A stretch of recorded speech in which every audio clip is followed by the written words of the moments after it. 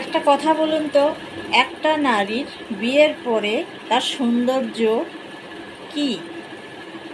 তার শাড়ি গয়না, না তার শাখা পলা সিঁদুর?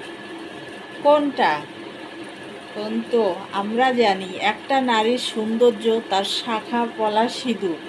আর এখনকার নারী বিয়ে তো করতে চায়, বিয়ে করার জন্য ব্যস্ত হয়ে যায়, কিন্তু বিয়ের পরে শাখা পলা থাকে গডরেজে আর সিঁদুর থাকে কপালে, নাম মাত্র এতটুকুনি।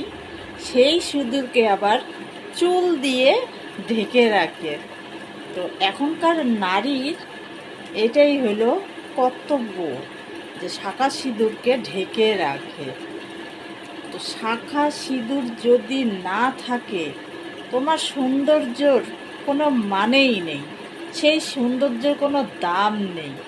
বুঝতে পারলা? তো শাখা সিঁদুর গডরেজে না রেখে যেখানটা যেটা জিনিস মানায় সেটা জিনিস সেখানটাই রাখো।